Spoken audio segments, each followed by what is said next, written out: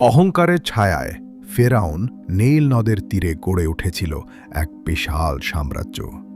তার শাসক ছিলেন ফেরাউন, নিজেকে যিনি দেবতার সমান মনে করতেন। সোনায় মোড়া প্রাসাদ, হাজার হাজার তাস আর অসীম ক্ষমতা সবই ছিল তার হাতে। মানুষ তাকে ভয়ে কাঁপত, কিন্তু অন্তরে ভালোবাসত না। একসময় মিশরের আকাশ বাতাস ভারী হয়ে উঠেছিল জুলুম আর অহংকারে। ফিরাউন নিজেকে ঘোষণা করেছিল, আমি তোমাদের সবচেয়ে বড় রব। তার অত্যাচারে অতিষ্ঠ ছিল বনি ইসরায়েল, এক নির্যাতিত জাতি। এই জাতির মুক্তির জন্য আল্লাহ তাআলা মনোনীত করলেন এক মহামানবকে, হযরত মূসা আলাইহিসসালাম।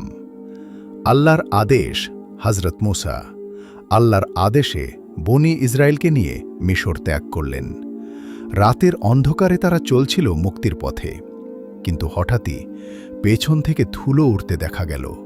ফিরাউন তার বিশাল সৈন্যবাহিনী নিয়ে তাড়া করছে। নারী, শিশু, বৃদ্ধ সবাই আতঙ্কিত। আর সামনে এক বিশাল সাগর, পেছনে শত্রু, সামনে মৃত্যুসম সাগর। ভয় আর হতাশা বনি ইসরায়েল চিৎকার করে উঠল, হে মূসা, আমরা তো ধরা পড়ে গেলাম। সামনে সাগর, পেছনে শত্রু, আমরা তো শেষ। এই মুহূর্তে সাধারণ কোনো নেতা হলে হয়তো ভেঙে পড়ত, কিন্তু হযরত মূসা ছিলেন আল্লাহর নবী। তিনি শান্ত কণ্ঠে বললেন, কখনোই না, আমার সঙ্গে আছেন আমার রব, তিনিই আমাকে পথ দেখাবেন। অলৌকিক আদেশ ঠিক সেই মুহূর্তে আল্লাহ তাআলা ওহী পাঠালেন, হে মূসা, তোমার লাঠি দিয়ে সাগরে আঘাত করো। হযরত মূসা আল্লাহর আদেশে নিজের লাঠি তুলে সাগরের পানিতে আঘাত করলেন। অলৌকিক ঘটনা। আর তখনই ঘটে গেল ইতিহাসের সবচেয়ে বিস্ময়কর ঘটনা। সাগরের পানি দুদিকে ভাগ হয়ে গেল। পানির বিশাল দেয়াল দাঁড়িয়ে গেল পাহাড়ের মতো, আর মাঝখানে শুকনো রাস্তা। কোরআনে বলা হয়েছে, অতঃপর আমরা মূসার প্রতি ওহী পাঠালাম, তোমার লাঠি দিয়ে সাগরে আঘাত করো। ফলে তা বিভক্ত হয়ে গেল, আর প্রত্যেক অংশ বিশাল পাহাড়ের মতো হয়ে দাঁড়াল। সূরা আশ শুআরা। মুক্তির পথ। হযরত মূসা বললেন, আল্লাহর নামে এগিয়ে চলো। শিশু, নারী, বৃদ্ধ সবাই সেই শুকনো পথে হাঁটতে লাগল। ডান পাশে পানি, বাম পাশে পানি, কিন্তু মাঝখানে নিরাপদ পথ। আল্লাহ তাদের রক্ষা করলেন। অহংকারের পরিণতি। ফিরাউন এই দৃশ্য দেখেও শিক্ষা নিল না।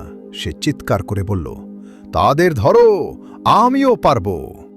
অহংকারে অন্ধ হয়ে ফিরাউন তার সেনাবাহিনী নিয়ে সেই পথে ঢুকে পড়ল।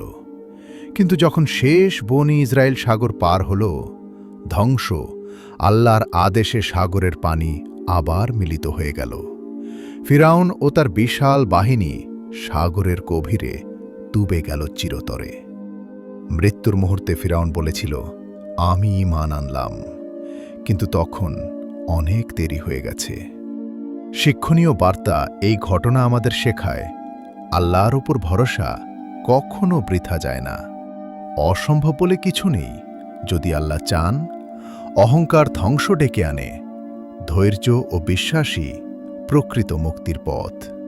শেষ কথা, আপনি হয়তো আজ জীবনে আটকে আছেন, পেছনে সমস্যা, সামনে অন্ধকার।